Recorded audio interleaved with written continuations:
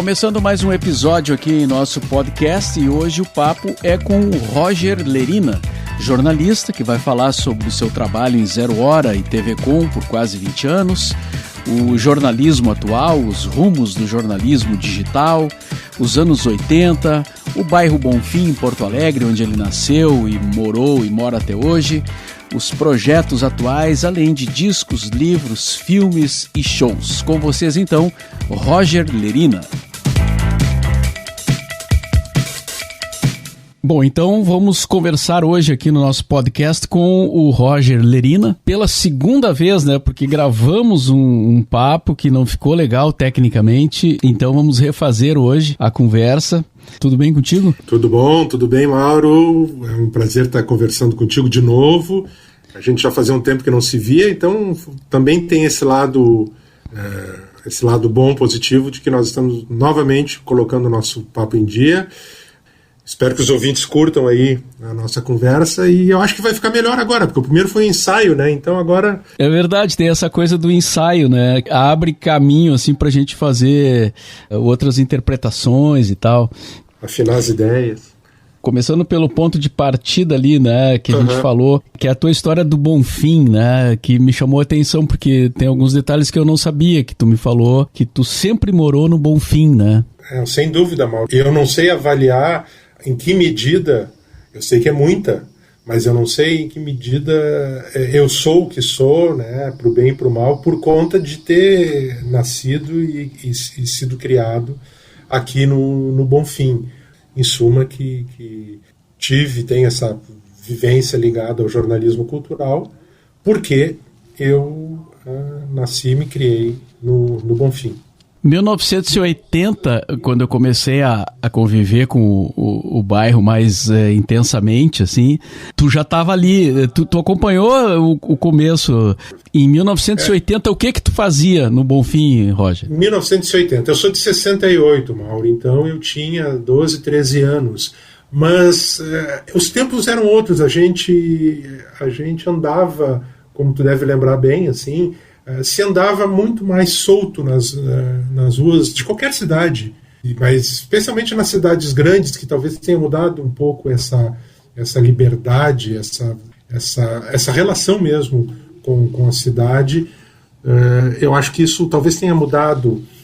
Ultimamente as pessoas crescem mais em ambientes fechados, seja por medo, né, por questão de segurança, por problemas de deslocamento, né, ou mesmo pelos interesses do mundo virtual, que cada vez nos absorve mais.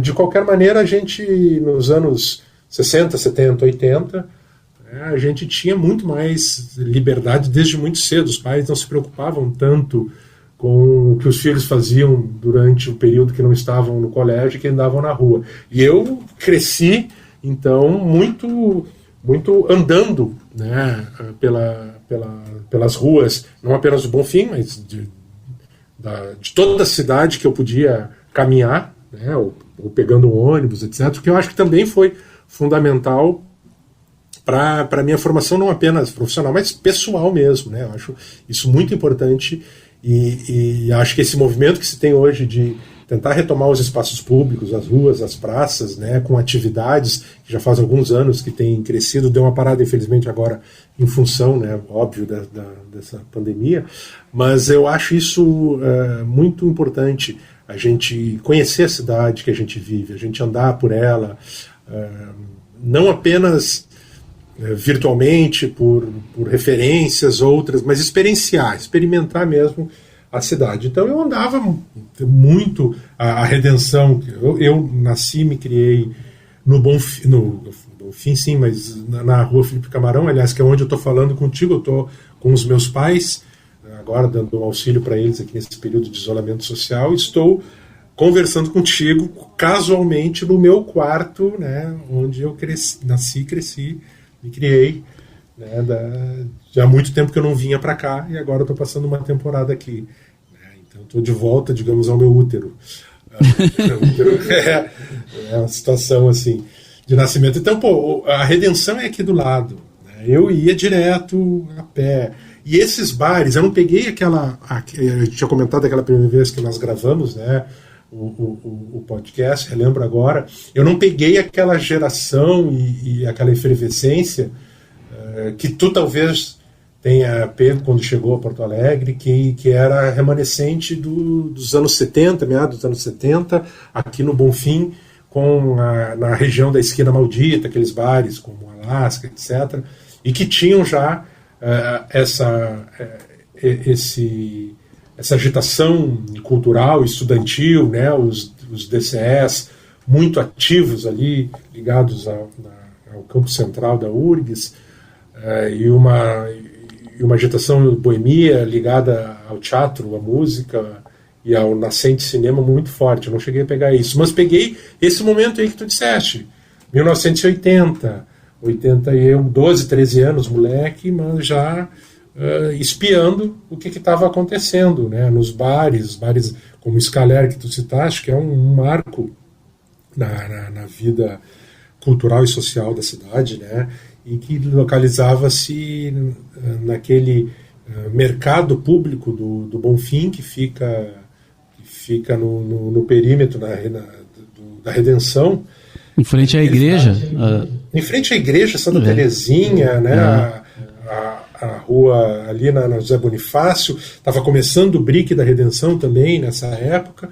E, nossa, um momento de muita agitação, de muita movimentação na cidade. A gente estava começando a chegar a questões como a anistia, né, a política, o fim do regime militar e a proximidade do que a gente achava que seriam eleições livres, mas de qualquer maneira era uma redemocratização do país que também injetava uma euforia, né, e o surgimento desses bares, como o Bar Ocidente, um bar que desde o começo já abrigava shows de música, espetáculos de teatro, dança, performances, e uma modernidade, né, Mauro, que vinha, que estava bafejando e chegando para a gente, que nos pegava assim muito sedentos, né, de novidade, de coisas de outros ares.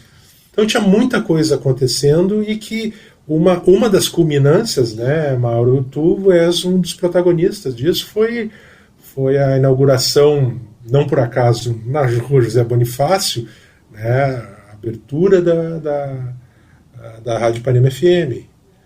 E isso foi também decisivo na minha formação intelectual, artística, como pessoa mesmo.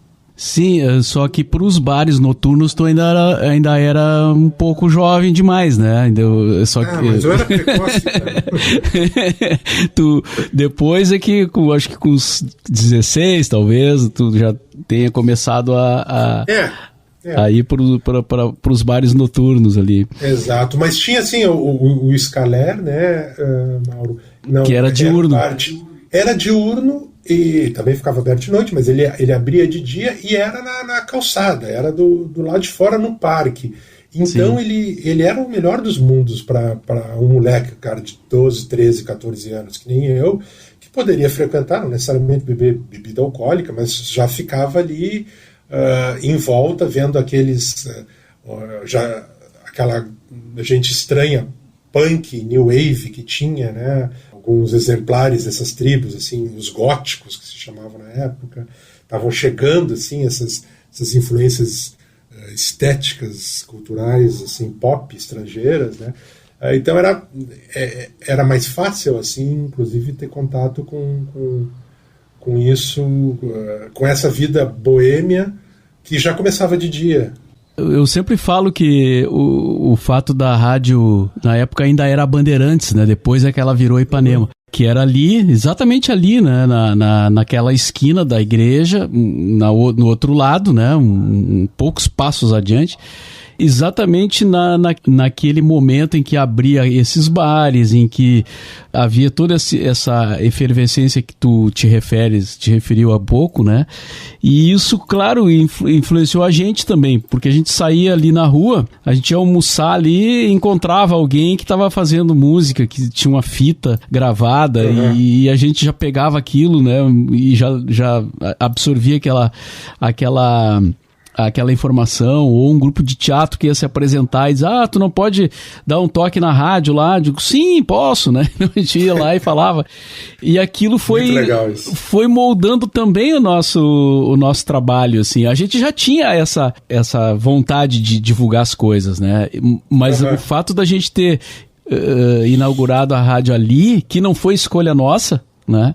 Foi por acaso ali, foi a Rede Bandeirantes que botou a rádio ali, né? Eles nem sonhavam com nada disso, né? Aliás, nem queriam isso, na verdade, né?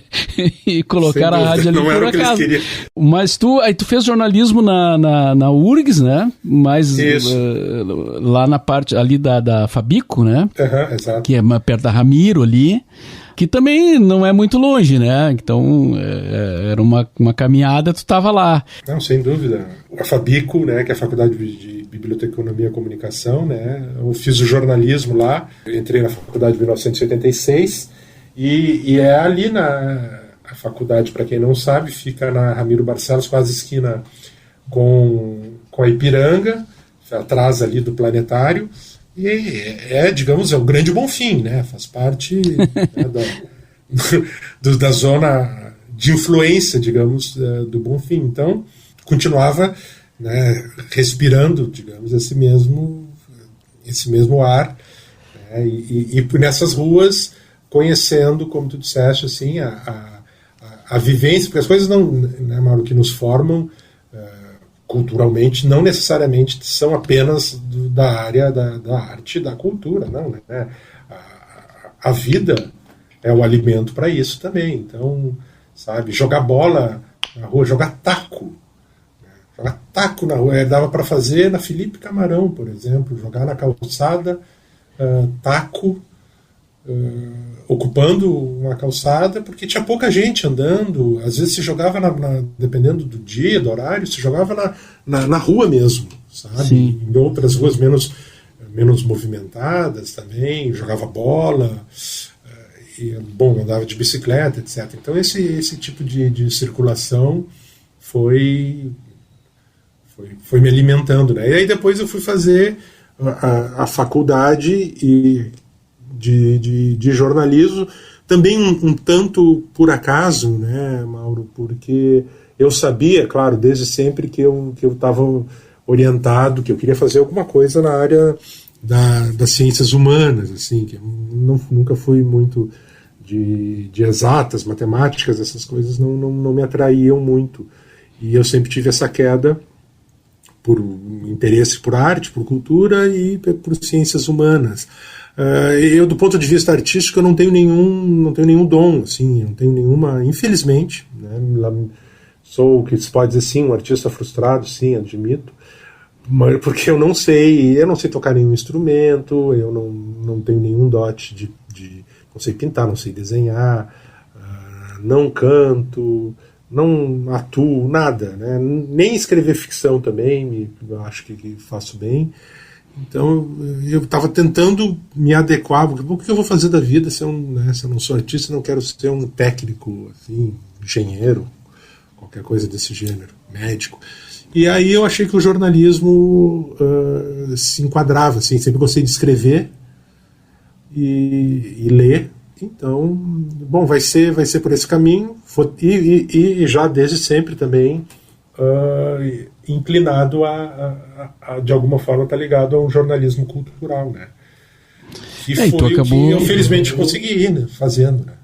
Sim, tu acabou indo para um outro lado, mas de certa forma ligado às artes, né? Porque tu te tornou um dos maiores divulgadores, digamos assim, né? Da arte em geral na imprensa, né? E é uma coisa que, Mauro, eu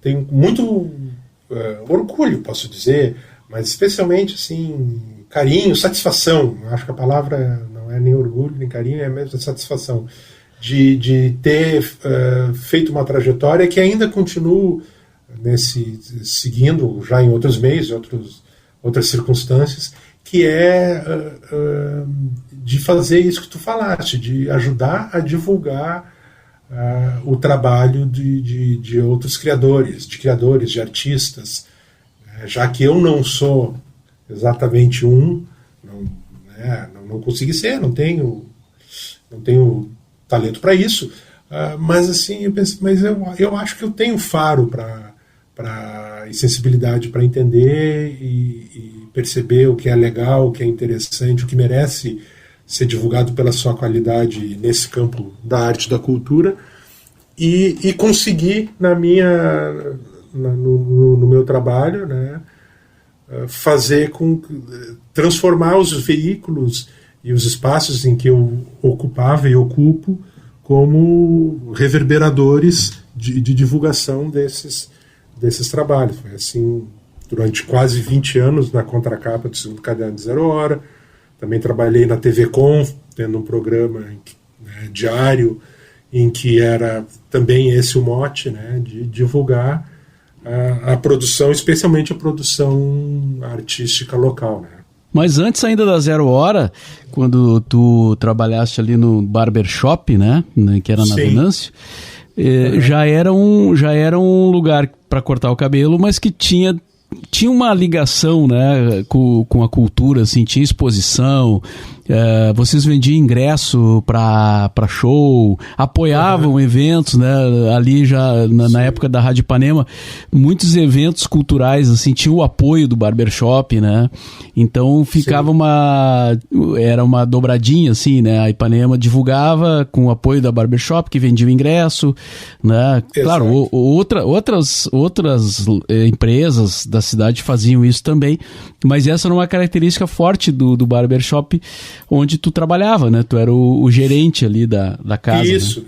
Exatamente. Aí eu tive essa passagem que foi um desvio, digamos assim, mas nem tanto, nem tão longe do objetivo, mas claro, né, eu nunca me imaginei gerenciando algum negócio, né, um salão de cabeleireiro também não era muito meu objetivo, mas é que eu, na época, e isso foi no começo dos anos 90, a minha companheira, que era a Marjorie Corrêa, ela era cabeleireira, uma das cabeleireiras do Scalp, que era um salão, né, Mauro, foi precursor, né?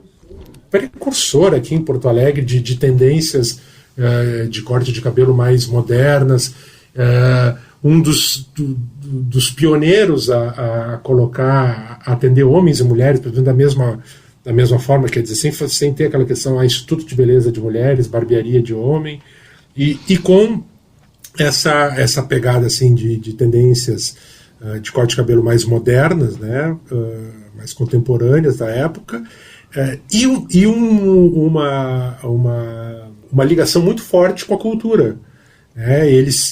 O Walter, que era o proprietário do Scalp, era um cara que frequentava e era entusiasta da cultura, e ele criou um troféu chamado Troféu Scalp, que premiava os artistas, as produções locais, à maneira do açorianos, e durante um tempo, teve algumas edições desse troféu, ele era mais cobiçado pelos artistas daqui do que o próprio açorianos mesmo. Sabe? E as cerimônias eram no Bar Ocidente, eram festa, performance, era um troço muito interessante. Pois bem, a Marjorie trabalhava lá e houve uma saída, né, uma dissidência lá entre os cabeleireiros do Scalp, vários deles saíram do salão, e a Marjorie uma delas, e resolveram abrir um outro salão nessa linha também, e aí surgiu o Barbershop. Eu, como estava envolvido com esse pessoal, conhecia eles, acabei assumindo a gerência, e nós aperfeiçoamos, eu diria até, essa ligação com a cultura ao, como tu disseste, patrocinar, entrar como apoiador de eventos, de shows musicais, espetáculos de teatro, mostras de cinema, o que aparecesse. E a gente tinha como uma grande parceria justamente a Ipanema FM.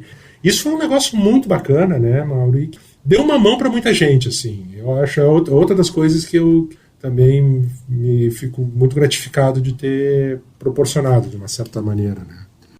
Se a gente ia fazendo negócios e amizades, né? Porque depois convivia e tal. A Marjorie ia sempre na rádio e era muito amiga do Newton também, né? Do Newton Fernando. Uhum. Então acabou, aí virava uma amizade também. Foi uma época muito produtiva para todo mundo ali, né? Depois do Barbershop, tu foi imediatamente para Zero Hora? Sim, eu fiquei ligado ao Barbershop durante, eu acho, quase uma década, quase uns 9 anos. O salão, né, acabou dando muito certo, fez um sucesso durante um bom tempo. A gente abriu um outro salão, eram 2, né? Me absorvia muito, né? Mas depois eu senti, né, como eu disse antes, não era exatamente a minha opção profissional, né? E eu estava realmente querendo exercitar o que eu gostava de fazer, que era escrever, né, jornalisticamente, né? E acabei me desligando então do Barbershop e indo trabalhar em Zero Hora. Só um parênteses, o Barber existe até hoje, né? Só que, claro, agora com outras pessoas e tal. Exatamente, o Barbershop continua até hoje ali na Independência, né? Originalmente, como tu disseste, o primeiro na Venâncio Aires, e depois se abriu uma na Independência, desse meio tempo trocando de donos, e fechou-se a Venâncio Aires, e a Independência continua até hoje, né? Mas daí eu fui para Zero Hora, Mauro, no final, na virada dos 90 para o 2000, 1999, 98, 99. Também, novamente, fui muito feliz, assim, por já ter ido para a área que eu sempre quis trabalhar, né? Que é, no caso, na Zero Hora era o segundo caderno, né? Que é a área de cultura, entretenimento. E trabalhei durante um tempo na editoria, mais ligado a fazendo os conteúdos de televisão. Mas em poucos meses, logo que eu comecei lá, surgiu uma oportunidade que foi decisiva na minha carreira profissional. Foi a coluna Contra a Capa, a coluna que já existia. A titular da coluna, que é Mariana Calil, na época era Mariana Calil, que infelizmente morreu recentemente. Ela tinha sido convidada na época para trabalhar exatamente na revista Época, que estava sendo recém-editada, estava começando, e ela recebeu um convite para ir para São Paulo. E era meio urgente, tinha que ir rapidamente, etc. E Contra a Capa ia ficar meio sem um editor, né, sem alguém que assinasse. E aí me propuseram, né, lá da direção, como já sabiam desse meu perfil mais eclético, né, que eu chamo de esquizofrênico mesmo, né, de gostar e estar ligado em muitas coisas ao mesmo tempo, muitas artes, muitas pessoas, música, cinema, literatura, teatro, e não só o que é feito aqui, ou o que é atual, mas também o que é mais antigo, etc. Eu sou muito glutão nisso, nessa área de cultura. Então eles acharam que eu tinha um perfil meio que se adequava à coluna e me ofereceram para ficar lá durante um tempo. E aí assumi a coluna e fui ficando, e fiquei até 2018. Fiquei quase 20 anos lá fazendo a coluna Contra a Capa. E teve muita cobrança, Roger, porque tu ocupava um espaço que dentro do cenário, assim, de Porto Alegre, do estado, né, que é da Zero Hora, que é muito importante, né, para divulgação, assim. Tinha cobrança de parte de produtores, produtores de cultura em geral, no sentido de querer que o seu trabalho fosse comentado, seu show fosse divulgado, sua banda, o pessoal que fala, muitas bandas surgiram, né, dos anos 80 em diante. Como é que era esse convívio, assim, alguma discussão mais acirrada em função disso, não? Não. Assim, mais acirrada, eu acho que não. E se houve, Mauro, sinceramente, não é para fazer bancar de bonzinho e botar panos quentes, mas se houve, realmente foi algo que foi muito pontual e que se dissipou com o tempo, que eu não tenho memória disso. Claro que sim, as pessoas, como tu disseste, né, afinal era um espaço nobre, do maior jornal do sul do Brasil, o nome Contracapa, porque ele ocupava exatamente a contracapa do segundo caderno, que é um caderno destacável do corpo do jornal, então tem uma visibilidade muito grande, né? E com esse perfil que eu acabei imprimindo na coluna, que já fazia parte, digamos, dos assuntos, né, de uma forma muito, muito presente, a questão da divulgação dos artistas locais. Mas tinha também na coluna muito de comportamento, de vida noturna, de moda, outros assuntos que eu mantive, que dividiam o protagonismo, digamos assim, com a difusão de arte, né, música, etc. Eu trouxe isso para o primeiro plano mesmo, assim, eu acho. E, claro, isso com o tempo os caras começaram a ver que, tudo bem, eu poderia dar uma nota sobre Madonna ou sobre o filme do Scorsese, etc., mas eu estava lá falando sempre da banda local, que estava lançando um novo compacto, né, na época single, sei lá, nem se chamava single, né, do cineasta que está rodando curta-metragem aqui, do grupo de teatro que vai estar ensaiando uma nova peça. E aí, claro, todos os produtores, os artistas, divulgadores, assessores de imprensa ligados às produções me assediavam, digamos assim, para que eu colocasse o material, as notas, etc. E isso, Mauro, assim, eu rapidamente aprendi a lidar, não era algo que me estressava. Sempre, claro, sempre tem uma outra pessoa que talvez seja um pouco mais insistente e que acaba sendo demasiada.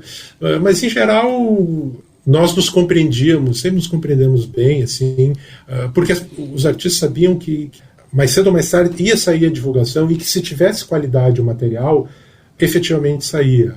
E eu não me importava que a banda fosse, por exemplo, fosse o Jota Quest, uma banda consagrada, ou a bandinha de Alvorada que está lançando a primeira música lá, que os guri contaram os pila para conseguir gravar, alugar um estúdio na época, né, que se fazia isso, alugar um estúdio, gravar uma fita demo. E se eu ouvia, cara, que legal essa música que eles gravaram, ele ia ganhar o mesmo espaço, ou talvez maior, etc., até a mesma importância que o Jota Quest.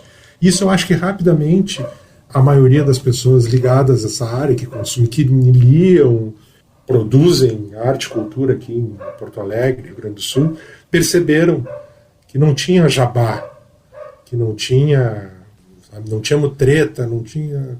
Tinha, sim, o meu gosto pessoal também, né? E como eu disse, que é tanto múltiplo, né, esquizofrênico, etc., podia contemplar tanto o concerto da OSPA quanto o show de heavy metal, né? Tanto a exposição no Margues quanto uma peça do Oi Nós Aqui Outra Vez. Mas o critério era realmente ter qualidade.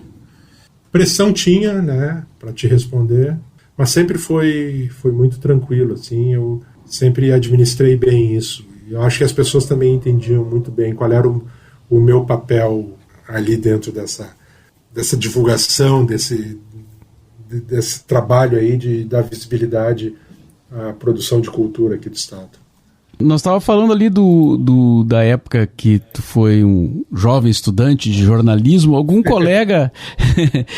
colega daquela época que seja teu amigo, quem que ficou assim, que tu manteve amizade, né? Porque muita gente se dispersa, né? Assim, vai cada um para um lado e tal.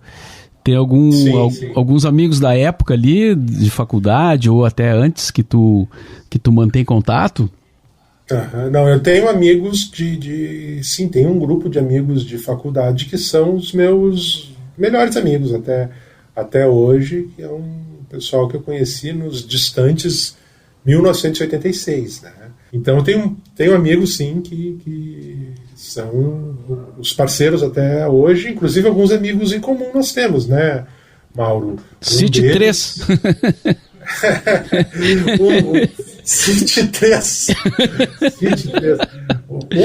Um deles é inclusive teu conterrâneo, né, que é o Sérgio Littke, Que teve a coragem de editar o meu primeiro livro. Exatamente, né? A cachoeirense, né? Sim. Como o Mauro Borba, e que editou teu primeiro livro pela editora Artes e Ofícios. Ele já não tem, aliás, a editora continua, mas ele Sérgio, não está mais trabalhando na editora, está morando em São Paulo, trabalhando na área de jornalismo também, de informação. Ele é um dos caras por trás do Comprova, que é uma agência de checagem de notícias. É algo muito, muito importante hoje em dia. E ele passou pela Zero Hora também, né? Fake news. Passou pela Zero Hora, ele passou pelo Clique, né? Ele era ligado a essa parte do então nascente, né? Mundo virtual, né? Dos sites e a parte do Clique RBS, que era o portal do grupo RBS, e o Sérgio tá entre os que participaram do surgimento, né, dessa iniciativa aí. E ele acabou ficando, né, Mauro, muito ligado a essa questão aí de jornalismo digital. Acabou sendo a seara que ele foi seguindo. Ele era editor, ele era jornalista, né, ele é jornalista também, que nem a gente, mas acabou, aí depois foi editor, trabalhou muito com edição de livros, onde te editou, teve Artes Ofícios, etc. Mas agora já há um bom tempo ele está na área do jornalismo digital. Então essas pessoas, tem, por exemplo, Diego de Godoy, que é um diretor de filmes publicitários, que também está em São Paulo, né? Houve uma grande debandada, na verdade, vou fazer um parêntese, né, Mauro?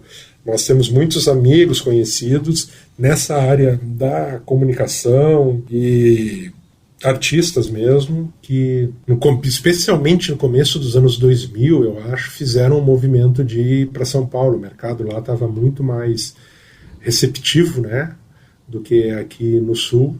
Então muita gente migrou para lá. Estão até fazendo um CTG, né, lá. Sim, mais gaúcho lá do que... E o Paulo Moreira não era dessa época aí? Paulo Moreira também, nosso amigo comum. Paulo Moreira trabalhava, quando eu o conheci, ele trabalhava na Rádio Gaúcha. Trabalhava na produção de alguns programas lá da Rádio Gaúcha, trabalhava na produção de programas ligados assim, a rural, e depois produzindo o programa do Rui Carlos Ossman, um programa de jazz. E depois o Paulo acabou indo, né, trabalhar na FM Cultura, onde teve também por quase 20 anos um baita programa de jazz, né, chamado Sessão Jazz, e virou uma referência, até nacional mesmo, na radiodifusão de jazz, por conta desse programa diário dele, né. Paulo, um grande amigo nosso, e que também, né, Mauro, a gente acabou, eu, tu, Paulo Moreira, o Sérgio, ligados em função da editora, né, da editora Artes e Ofícios. O Paulo Moreira trabalhava lá na Artes e Ofícios, que o Sérgio era o editor. O Paulo trabalhou por lá durante o tempo, eu também fazia algumas revisões de alguns originais para eles, e tu, como autor da casa e amigo em comum, também frequentava, né, a editora, que ficava no Bonfim, né, como sempre, o Bonfim sendo o epicentro de tudo, ali na rua Henrique Dias, e nós fazíamos os nossos almoços, né, os almoços, e com mais outros amigos, né, e tínhamos uma mesa que circulava por alguns restaurantes ali aqui do Bonfim, e que eram momentos muito, muito agradáveis. Sim, eu tenho muita saudade, né, Mauro, desses tempos aí que a gente se encontrava, porque conversava sobre tudo que era assunto, era muito bom, né. Eu falei 3, mas de brincadeira, tá? Tu pode citar outros, não, não tem problema. É. Tinha o Márcio Pinheiro também, o Márcio, nessa época do livro aí, ele não, acho que ele não aparecia muito, mas ele já tinha uma ligação com vocês, né? Exato, já tinha. O Márcio, conheci também lá em Zero Hora. Nós trabalhamos no tempo de estagiários. Ele cursava a PUC, né, a FAMECOS, Então nós não fomos colegas de faculdade. Nós fomos colegas, sim, em Zero Hora. Nós trabalhamos como estagiários lá na redação também, nessa época, 1986, 1987, né? Isso bem antes de eu entrar lá em Zero Hora para trabalhar mesmo na redação, daí já como jornalista, que, como eu disse, foi 98 para 99.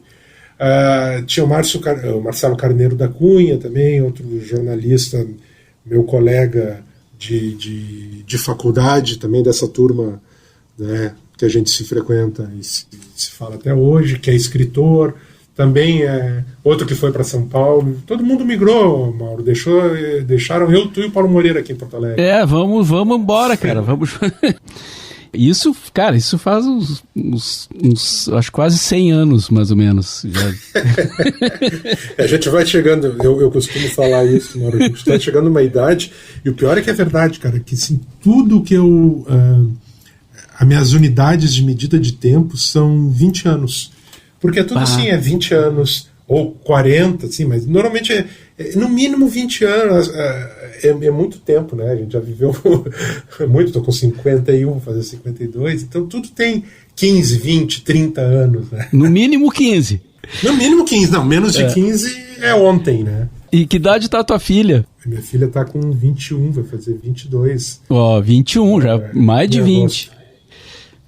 Mais 20, exatamente. A tua filha tá estudando fora, né? Eu vi uma postagem tua outro dia, que ela estava se formando e tal. Ela tá nos Estados Unidos? Isso, a Pilar tá nos Estados Unidos. Ela se formou agora, mês passado, né? Foi uma formatura até um pouco anticlimática, porque em função dessa pandemia foi cancelada. O evento foi, né? A cerimônia foi adiada. Eles disseram que vão fazer essa cerimônia ainda esse ano, talvez, se as coisas voltarem mais ou menos à normalidade. Mas ela se formou em Barnard, que é uma universidade ligada à Columbia University, em Nova York, e ela se formou em Ciências Políticas e Economia. E ela continua lá e vai cursar agora vai se aperfeiçoar, vai fazer um curso de Direito, ter uma formação mais completa, assim. É um baita orgulho para mim, né, cara? E o que tu fala para ela? Volta pro convívio do teu pai ou fica aí que a coisa tá feia? Não tem muito nem como argumentar, né, Malva? Assim, sim. Eu me lembro que no começo ela já faz um bom tempo, imagina, ela fez a faculdade foram 4 anos, né? Então ela tá envolvida com essa ideia desde os 16, pelo menos, 15 anos, né? Agora está com 21 para 22.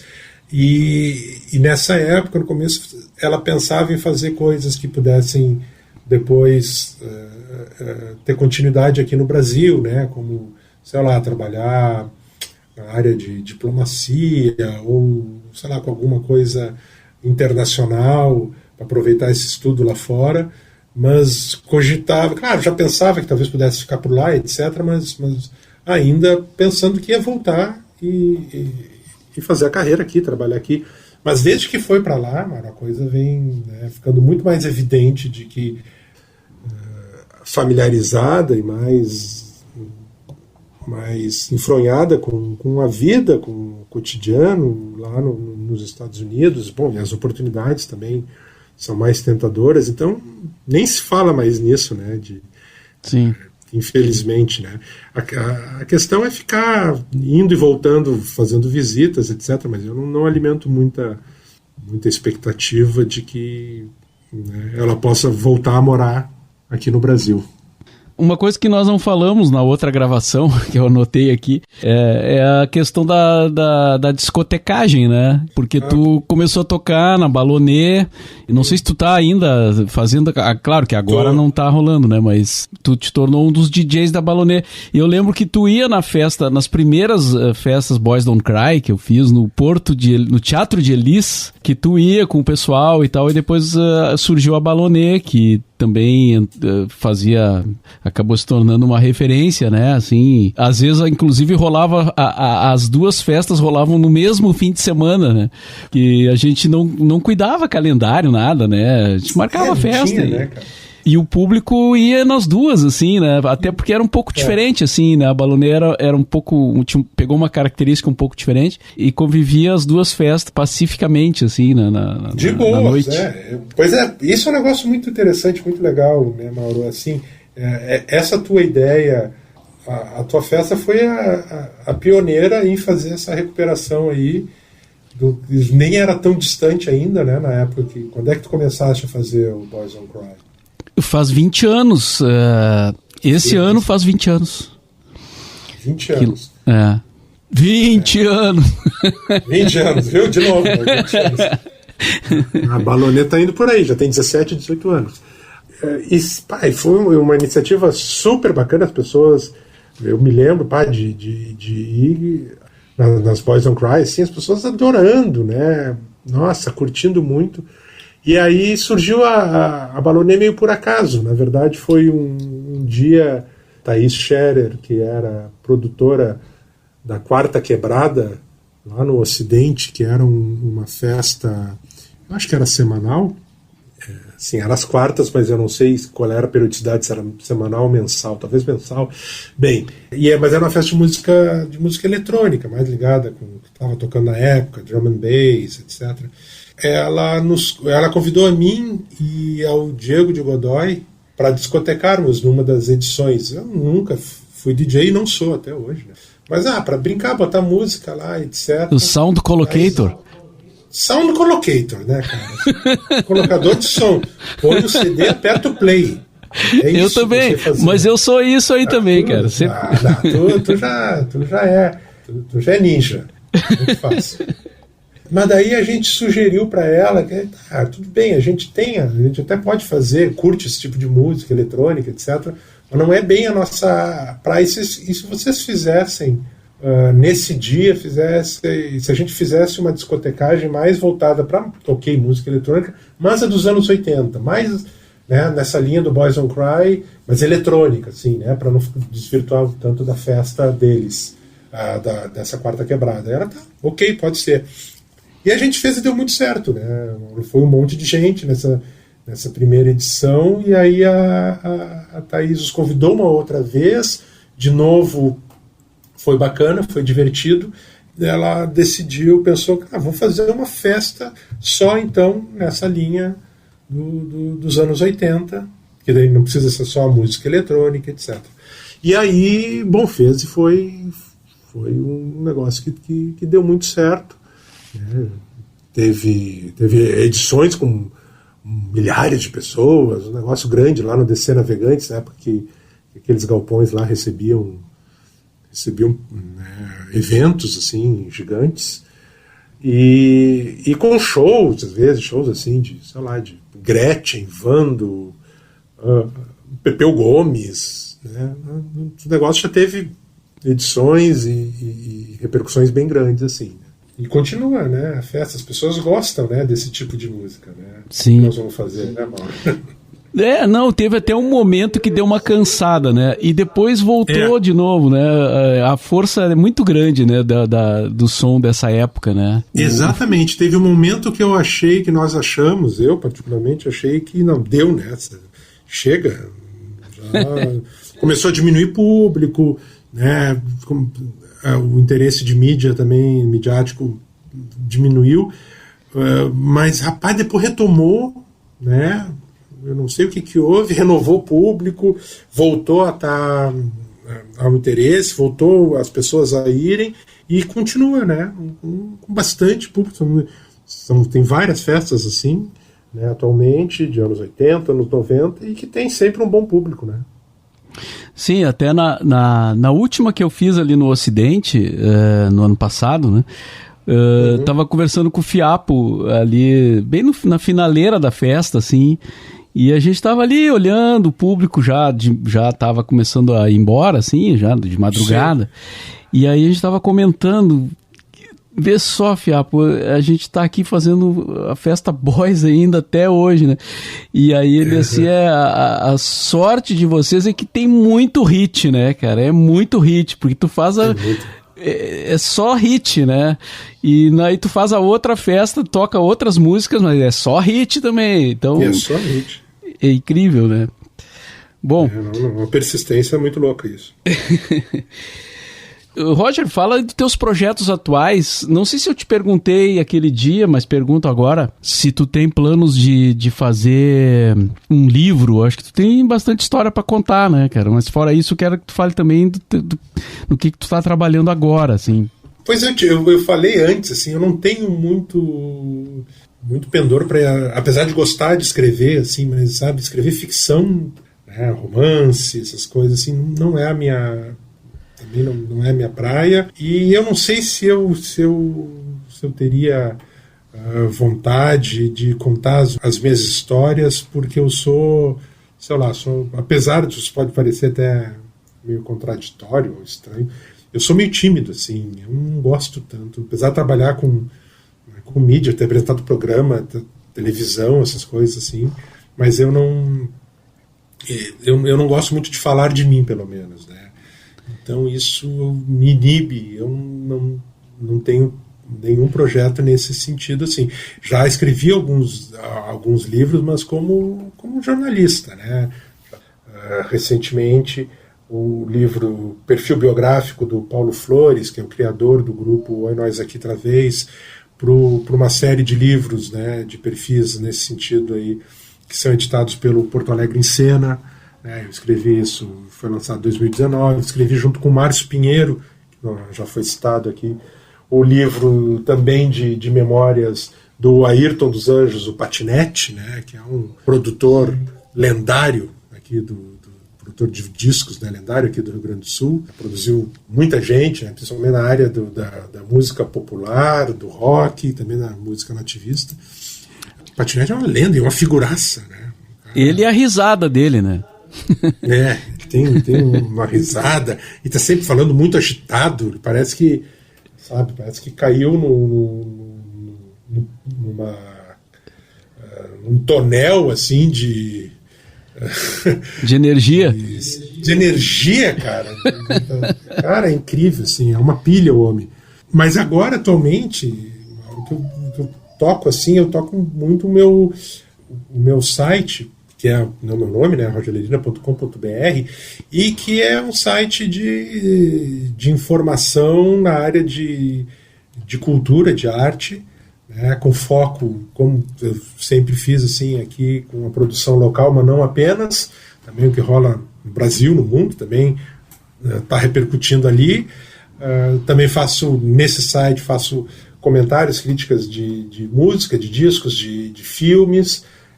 E a gente está, Mauro, há algum tempo aí com uma parceria num consórcio de veículos digitais, tá? Que além do meu site inclui o Matinal Jornalismo, né? O Matinal, que é uma newsletter de informação, né? Que é enviada de segunda a sexta-feira de manhã,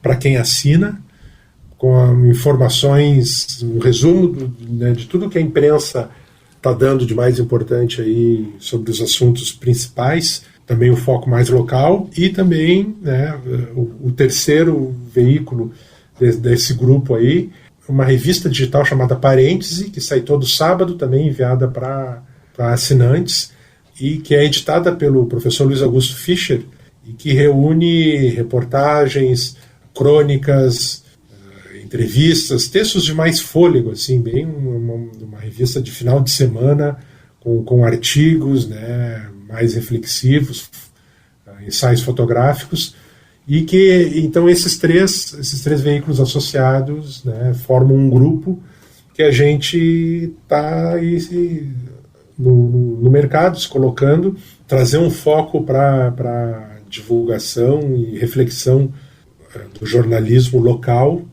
especialmente, né, e levando informação e opinião para quem nos segue, assim. E acessa pelo site do Matinal, tem acesso a todas esse conteúdo lá. Exatamente, né? No site do Matinal, né, que congrega todas esses 3 veículos, né, que eu falei, e tu pode, a partir do site, que é matinal.news, entrar em contato, né, e conhecer esses 3 veículos, né? A gente está com uma campanha de assinaturas super barata, Mauro, tá? R$10 por mês, assim, e recebe na sua caixa de correspondência virtual esses veículos diariamente. Essa newsletter que eu falei, né, da Matinal. Toda quinta-feira tem uma newsletter minha, né, do meu site, com entrevistas, com matérias. Essa semana, por exemplo, tinha uma entrevista que eu fiz com a Mônica Salmazo, que é uma das rainhas das lives. Não sei se tu já viu. Ela está fazendo umas lives, cara, muito legais, chamada O de Casas.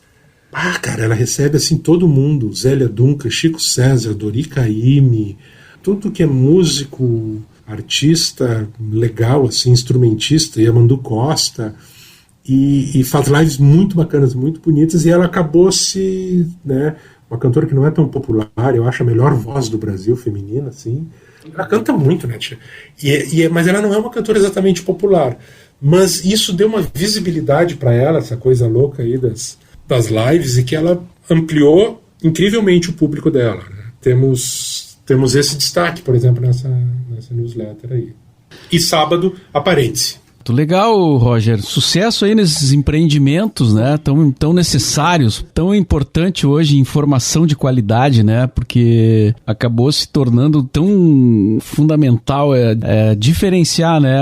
A notícia falsa, a notícia sem comprovação, né? Que quando alguém está fazendo algo sério, assim, né, a gente tem que ajudar e participar, porque senão fica complicado, né? Senão a informação vai ficando cada vez com menos qualidade, né? Não, sem dúvida. A gente estava vivendo, né, Mauro, no jornalismo, um período de alguns anos já, por conta da expansão, da presença da internet e dos meios digitais. A gente estava vendo que a profissão de jornalista estava, e os veículos, né, principalmente os grandes veículos de imprensa, estavam enfrentando uma concorrência com outros canais e com outras vozes, né, falando, dando informação. E realmente isso estava colocando em xeque a nossa função e a relevância da nossa profissão. Mas com o avanço dessas notícias falsas, dessa desinformação por essas mesmas redes sociais e meios tecnológicos, né, e as pessoas estão se dando conta cada vez mais disso, né, Mauro? Precisam que haja profissionais, veículos, canais que sejam sérios, que sejam comprovadamente, né, na apuração dos fatos e na seleção desses fatos, porque há muita disponibilidade, há uma enxurrada de conteúdos em que às vezes é difícil, até para quem tem o olho acostumado, para quem é especialista, diferenciar o que é verdade, o que é mentira, o que é dado consolidado e o que é chute, o que é interpretação. Então voltou a ser mais fundamental ainda, né, um jornalismo sério, comprometido com uma boa informação e com entregar para o leitor dados e informações e reflexões que ele possa confiar e a partir daí tirar as suas conclusões. Esse é o The Borba Cast, que está hoje conversando com o Roger Lerina, jornalista, que vai nos falar agora sobre discos, livros, filmes e shows que marcaram sua vida, alguns deles, é claro, né? Começando pelos discos. Assim, Amor, se eu for voltar nos primórdios assim da minha relação com música, é curioso que eu vou citar um disco, que é um vinil, que é do começo do rock and roll, entendeu? Eu comecei a ouvir e tem uma relação com música e com rock especificamente, desde suas raízes, né? Então, o primeiro disco, acho que eu comprei, pedi, claro, para os meus pais comprarem para mim, e que não era disco de historinha, não era um disco infantil, eu tinha, acho que 7 anos, era uma coletânea, talvez tu vás lembrar, uma coletânea chamada Rock and Roll, que era da K-Tel Discos, lembra que era aquela gravadora, aquele selo Tel? K-Tel. Que eles anunciavam na TV, inclusive tinha um selo na capa dos discos que era como anunciado na TV. E o disco era uma coletânea chamada Rock and Roll, e é efetivamente assim de rock, rockabilly, algumas baladas de rock, mas do começo do rock, meados dos anos 50. Então ali tinha Little Richard, Jerry Lewis, do Chuck Berry, do rock and roll, Bill Haley and the Comets. Então as primeiras músicas assim que eu vi, e eu via muito esse disco, eles eram dos primórdios do rock. Então digamos, a minha iniciação no gênero foi cronológica, né? Apesar Sim. de, claro, eu era criança nos meados dos anos 70, né? Então eu fui lá buscar isso, e aí tinha uns outros discos nessa linha em que eu fui seguindo assim uma evolução do rock. Uma era, por exemplo, um álbum duplo de coletânea também do Elvis Presley, né, lançado pela Soma, Som Livre. Tinha uma foto enorme dele, Elvis, já aquela fase Las Vegas, assim, muito brilho, muita pedra preciosa, né, na roupa, mas assim, tinha tudo também, tinha muita coisa do Elvis Presley de começo dos anos 50, rock and roll mesmo, e finalmente também um álbum duplo, uma coletânea de Beatles, e foi lançada aqui no Brasil. Me lembro até que a capa era prateada, era um desenho deles, não é um disco de carreira, obviamente, não é um disco dos Beatles, é uma coletânea. Eu me lembrava que no desenho tem uns dedos segurando, né, a capa do disco, e esses dedos são em relevo, né? Então a capa, ela tinha um relevo, era um negócio bacana, assim, pai, eu adorava, era criança e também achava aquilo muito, muito legal, assim. E que também, claro, tinha muito dos Beatles de começo, especialmente, assim, não era nem tanto os Beatles da fase final, mas eram os Beatles mais rock and roll. Sabe, esses 3 discos assim me marcaram muito, e eu citaria dezenas de outros, e para citar alguns nacionais que, nossa, me marcaram muito, um pouco mais adiante já de idade, mas também de formação, que é o primeiro disco dos Secos e Molhados, um disco fundamental, assim, e o disco do Saracura, musical Saracura, grupo. Sim. Também um vinil aqui, Aliás, esse disco nunca saiu em CD, né? Tesão, Chaminé. Pois é, ele vinil ainda. Eu passei ele para CD. É um baita disco, né, Mal? Com certeza. Uhum. Eu passei ele para CD, mas... conservar, né? Melhor. Mas passei em casa, assim, né? De uma forma... Só copiei pro CD. Não foi nunca teve uma coisa oficial, assim. Uhum. Eu sei que há um tempo atrás o Pezão, que era Fernando Pezão, baterista da banda, estava trabalhando numa versão em CD e ia acrescentar outras. O disco tem 30 minutos mesmo, é um disco muito curto, e que ele ia acrescentar outras gravações, outros fonogramas aí de Saracura, mas o projeto acho que acabou não indo para frente. Não evoluindo. Ok, passamos então agora para os livros. Tem muitos, aí fugindo um pouco dessas leituras de formação, que daí eu poderia citar também dezenas de, tantos livros de Monteiro Lobato, por exemplo, livros como Os 7 Trabalhos de Hércules, e mesmo os livros do Sítio do Cavalo Amarelo, do Monteiro Lobato, sempre foram muito importantes para mim, assim. E os livros desse escritor chamado Karl May, editado pela Editora do Globo aqui, se passavam no Velho Oeste, algumas aventuras, outras no norte da África, no Saara, uns troços assim, muito aventureiro. Mas assim, eu cito 2 grandes livros da história da literatura universal que, nossa, Grande Sertão Veredas, né, do Guimarães Rosa, é um clássico, uma viagem sensacional pela linguagem mesmo, a linguagem profunda brasileira, e uma linguagem também inventada por ele, né, em cima dos regionalismos, e é uma revolução, né, na literatura universal mesmo. Outro que é, para mim, decisivo, Crime e Castigo, do Dostoiévski, que é também um livro primoroso, muito bem construído e que levanta questões morais, filosóficas, éticas, profundas, e que quem lê o livro, volta e meia, em qualquer episódio que está acontecendo na sua vida ou que está vendo ao redor aí, ele ecoa alguns princípios e ideias e questionamentos, debates que estão nesse livro. Então, Crime, Castigo, Grande Sertão Veredas são essenciais. E um outro livro que não tem, obviamente, essa estatura, mas que para mim foi muito importante de formação, né, Mauro, porque eu li, me abriu todo o mundo de referências, é o Pé na Estrada, né, o On the Road, do Jack Kerouac. Na tradução feita pelo Peninha ou não? Não, eu li antes, eu li na tradução do Bivar. E é um livro que, nossa, né, meio que abriu as portas aqui no Brasil para o universo e as referências da literatura beatnik, né? Poetas e romancistas malucos americanos aí do final dos 40, 50 e 60, e que injetaram um vigor assim na literatura pop, que tem muita repercussão, especialmente no público jovem, né? Assim, ligando a literatura mesmo para um pessoal com outras referências mais da cultura pop, de uma maneira que bastante vibrante, assim, envolvente. Então, para On the Road também eu coloco nessa minha lista de livros inesquecíveis.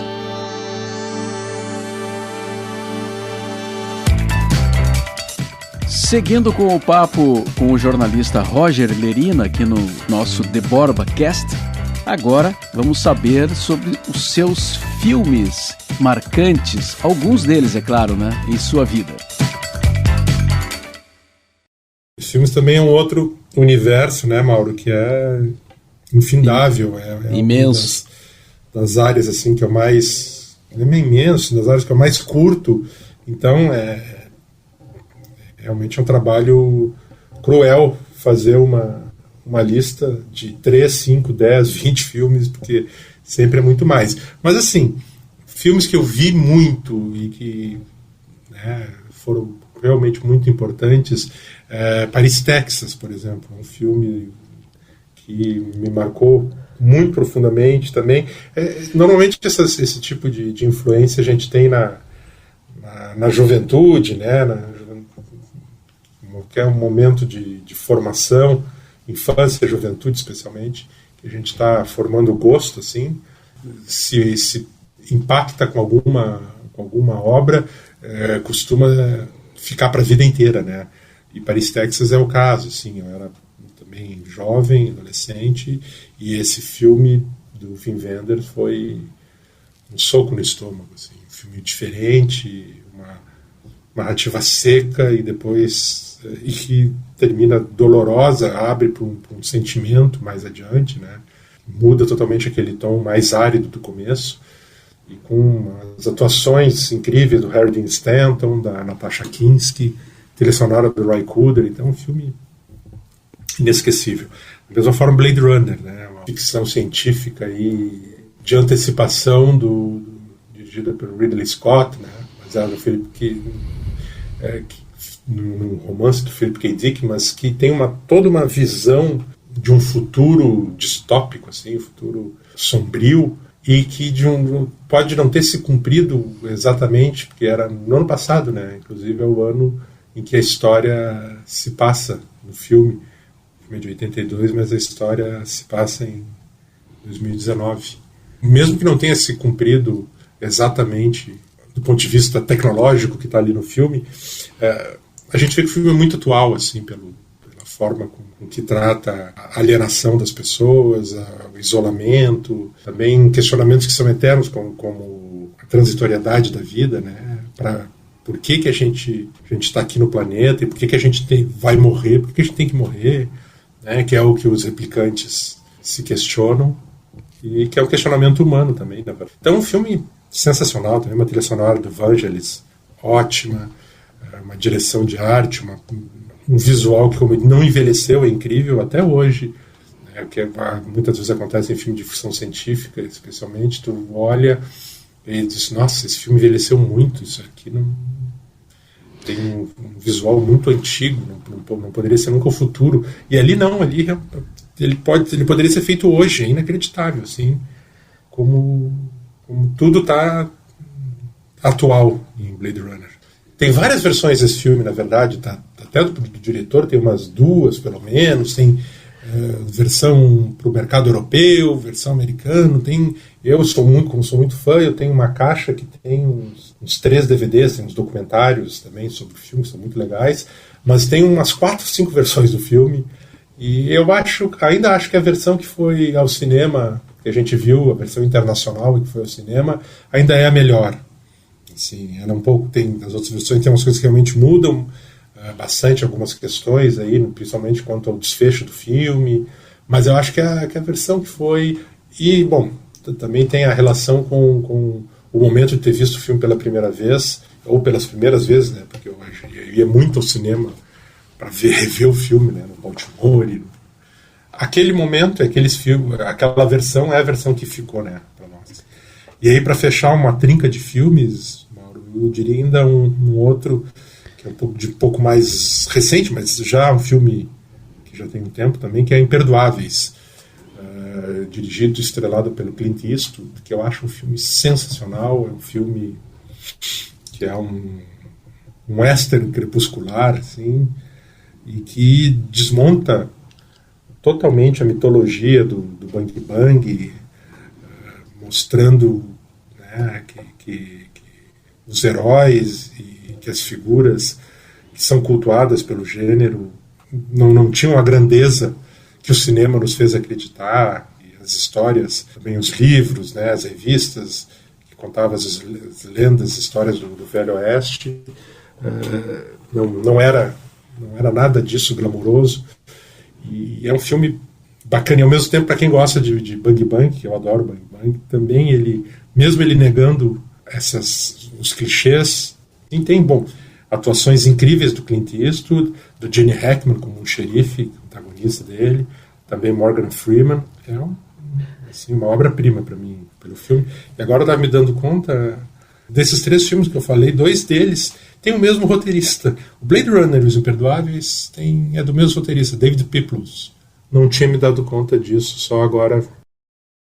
Por fim, então, Roger nos fala sobre os shows inesquecíveis, alguns exemplos em sua intensa atividade como jornalista na área da cultura. Também é a mesma coisa, né, Mauro? Show, como tudo, são vários. Nossa, eu te encontro, né, agora, infelizmente não, por conta desse isolamento social aí que a gente anda, mas a gente se encontra muito seguidamente em shows, né, e, poxa, toda semana tem uns 3, mais ou menos, né, que a gente vai. E muitos deles são shows excelentes. Então, escolher alguns, mas eu poderia lembrar, assim, desses de novo, né, marcantes. 3 shows no Gigantinho, que não é o melhor lugar para ver show, mas era o lugar que tínhamos, né, para ver shows Sim. internacionais quando eles apareciam, que era raríssimo, nos anos 80.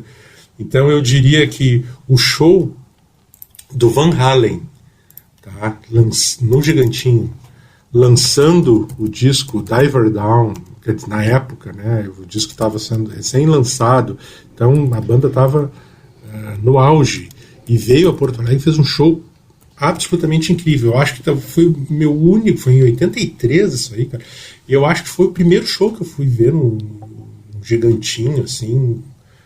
Eu tinha 14 anos, 15 anos, 14 anos, então 14 anos, foi muito importante para mim ver esse show. Talvez tenha sido o primeiro que eu tenha ido no Gigantinho, e foi um baita show.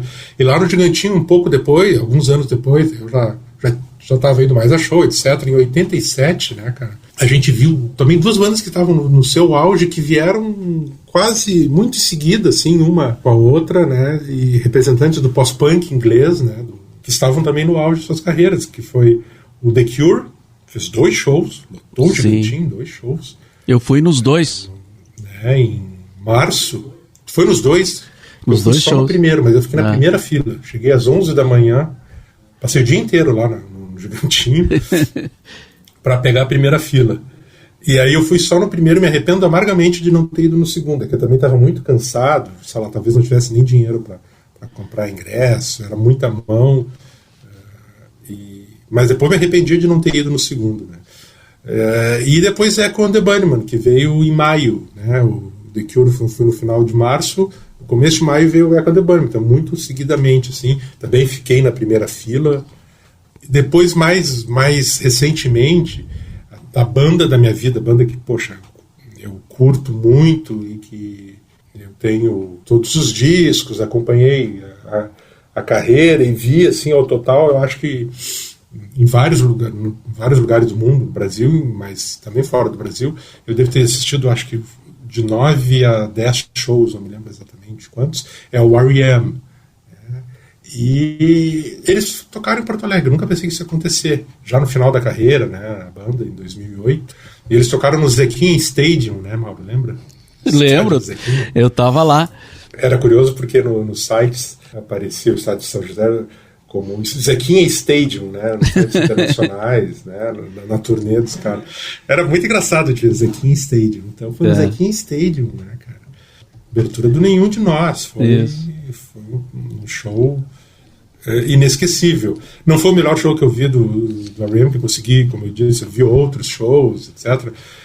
Não foi o melhor porque eu tive a oportunidade de ver em outras turnês, etc. Foi um baita show, mas claro que tem um significado para mim absolutamente único, porque, bom, na minha cidade, coisa como eu disse, nunca imaginei que essa banda que teve uma certa popularidade no final dos anos 80, começo dos anos 90, mas nunca estourou tanto assim no Brasil, nunca foi muitos fãs aqui no país, né? Então jamais imaginei que ia chegar a Porto Alegre. E para fechar a 3, né, Mauro, eu lembraria de um mestre que nos deixou meio recentemente e que eu tive a sorte de ver, assim, que é o Leonard Cohen. E eu consegui ver o mestre, esse grande menestrel canadense, escritor também, de mão cheia, o cara escrevia muito bem, em Berlim. E vi num lugar muito legal, chamado Vale de Bühne, e é um lugar que fica, é um anfiteatro construído como se fosse um anfiteatro grego, assim, bem grande, enorme, né? Então todo aberto, aquela disposição, assim, de concha, né? Totalmente aberto, na beira de um lago, e esse lugar, esse anfiteatro, e aí vi Leonard Cohen, só música de arrebentar o coração. Foi um show também muito importante, muito bacana, assim. E como esses, teriam muitos outros, mas eu acho que esses aí já são representativos. Então tá, Roger, muito obrigado. Espero que a gente possa se encontrar logo aí em algum show, né? Alguma coisa legal, assim, na cidade. Por favor, eu tô numa seca, né, nós dois vivemos muito disso, né, Mauro? A gente se encontrava, né, muito seguidamente nesses eventos, em teatros, casas de shows, né, aí pela vida cultural de Porto Alegre, que a gente frequenta, talvez não tanto como a gente gostaria de se encontrar, né, mas a gente se encontra, assim, e, poxa, cara, tô com uma seca de ir pra rua, encontrar as pessoas e confraternizar, ver um show, encontrar amigos como tu, mas ao mesmo tempo a gente sabe que agora é o momento, não adianta, né? A gente pode lamentar, mas tem que acatar essa realidade que extrapola o nosso desejo. Então a gente tem que realmente ficar em casa e esperar passar, porque vai passar, e aí depois a gente pode se encontrar e fazer um daqueles almoços antológicos, né, Mauro? Lá no Copacabana. Vamos no Copacabana. Beleza, perfeito. Muito obrigado, Mauro, muito obrigado. Beleza, eu agradeço muito também. Um abraço aí, nos falamos. Um abraço para ti, um abraço para quem está nos ouvindo aí. Obrigado. Tchau, tchau. Tchau.